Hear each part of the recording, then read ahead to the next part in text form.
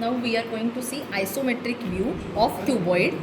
अब यहाँ पे क्यूबॉइड भी हो सकता, कोन भी हो सकता, सिलेंडर भी हो सकता, फिर फर्नीचर में आपका टेबल, चेयर, बेड या इवन आपका किचन, एक रूम भी आ सकती है आइसोमेट्रिक में। ठीक है, तो आपको क्या करना है, आइसोमेट्रिक मतलब 3D ड्राइंग है। 3D मतलब 3 डायमेंशन वाला ड्राइंग। तो इसमें 30 डिग्री का आपको एंगल लेना पड़ता है। तो आपको इसमें 30-60 के सेट स्क्वायर में आपको मिल जाएगा। आपको एक लाइट शेड में आपको हॉरिजॉन्टल लाइन बनानी है। वीडियो में नहीं दिखेगा इसलिए मैंने इसको डार्क कर लिया है थोड़ा सा, बट आपको लाइट बनानी है। उसके बाद आपको एक वर्टिकल लाइन बनानी है। अगेन वो भी लाइट ही रहेगी, बट मैं आपको दिखने चाहिए इसलिए डार्क बना रही हूँ। उसके बाद आपको ये जो आपका 30-60 सेट स्क्वायर है, आप इससे यहाँ पे 30 की लाइन बनाइए। इसको फिर से पलटा के आप यहाँ पे भी 30 की लाइन बनाइए, सॉरी 30 की लाइन बनाइए। क्लियर हो गया यहाँ तक के? So this is 30 and 30। Clear है? अब आपका क्यूबॉइड है। अब एग्जांपल के तौर पे क्यूबॉइड अभी तक के हमने 5 सेंटीमीटर बाय 5 सेंटीमीटर लिया था। तो आपको कुछ नहीं करना है, आपको इधर 5 का डायमेंशन मार्क करना है, आपको इधर 5 का डायमेंशन मार्क करना है, आपको इधर 5 का डायमेंशन मार्क करना है हाइट के लिए। मतलब आपने क्या किया, लेंथ मार्क कर लिए, विड्थ मार्क कर लिए और हाइट। अब उसको क्या करना है आपको, सिर्फ पैरेलल लाइन। मतलब क्या है, तो वर्टिकल लाइन को पैरेलल कौन सा होगा, वर्टिकल। अगेन वर्टिकल लाइन को पैरेलल वर्टिकल। मैंने 3 वर्टिकल लाइन बना दिए हैं। उसके बाद अब 30 डिग्री के लाइन को यहाँ से इसके पैरेलल में ये लाइन जाएगी और इसके पैरेलल में आपको देखना है कौन सी लाइन जा रही है, तो ये लाइन जाएगी। फिर इसी को पैरेलल करते हुए आपको ये लाइन करनी है और इसी को पैरेलल करते हुए आपको ये लाइन करनी है। तो आपका बन जाएगा क्यूबॉइड। और जो ऑब्जेक्ट है, निप टूट गई इसकी, सिर्फ आपको दिखना चाहिए वीडियो में, इसलिए मैंने प्रोजेक्शन लाइंस डार्क किए हैं। अदरवाइज़ प्रोजेक्शन लाइंस बहुत लाइट होनी चाहिए, इरेजर का काम नहीं रहना चाहिए, बट आपको दिखना चाहिए इसलिए मैंने थोड़ा डार्क लिया था।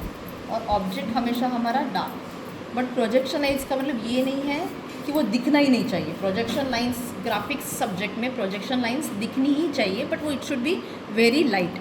सो जो आपका ऑब्जेक्ट है आप इसको डार्क कर लीजिए, इस तरीके से कर लीजिए।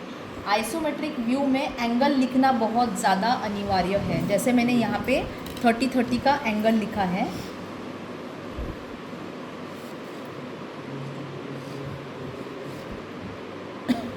ठीक है, 30-30 का एंगल लिखा है, वैसे ही आपका ये एंगल आना चाहिए। अभी ये क्या दिख रहा है हमको, सॉलिड क्यूबॉइड दिख रहा है। वही अगर इसको डेप्थ दिखाना है, आप इस लाइन को आप ड्रॉ कर दो हल्का सा, तो अभी आपको डेप्थ दिख रहा है। ठीक है, वही आप इसको सॉलिड में भी, बट उधर तो लाइन ऑलरेडी है, तो इसी चीज़ को मैंने बताया था, जो छुपता है वो डैश में रहता है। अगर आप डैश वाली लाइन बना दोगे, उसी जैसा यहाँ पे भी आप डैश वाली लाइन बना दोगे, तो ये एक ट्रांसपेरेंट बॉक्स जैसा दिखने लगेगा।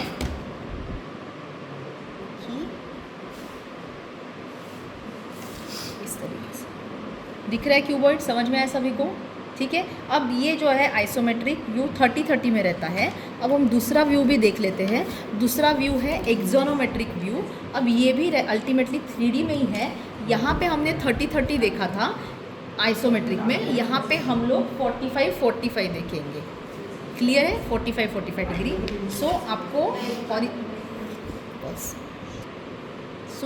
यहाँ पे हम लोग हॉरिजॉन्टल, आपको क्या करना है, यहाँ पे भी हॉरिजॉन्टल लाइन बनानी है।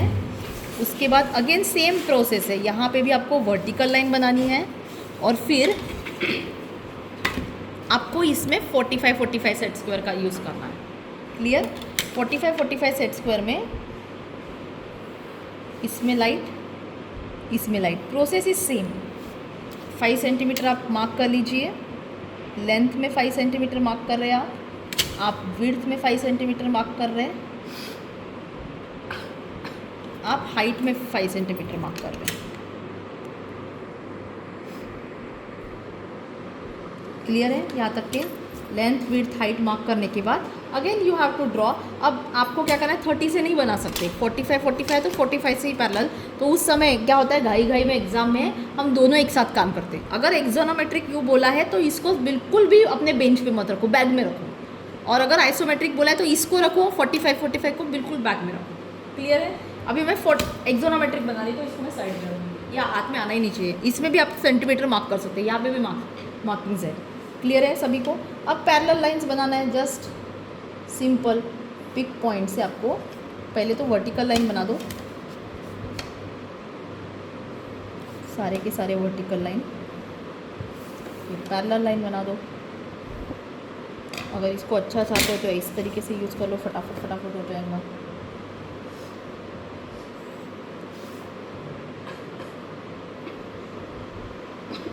और ऑब्जेक्ट को डार्क कर दो।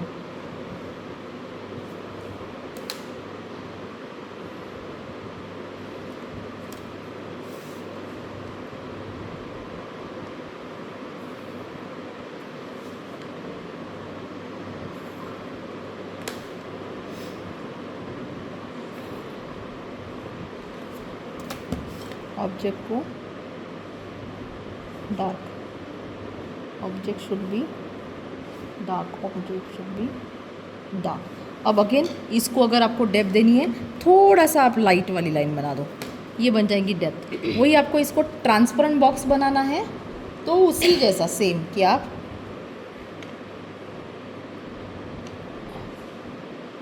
डैश लाइन, आप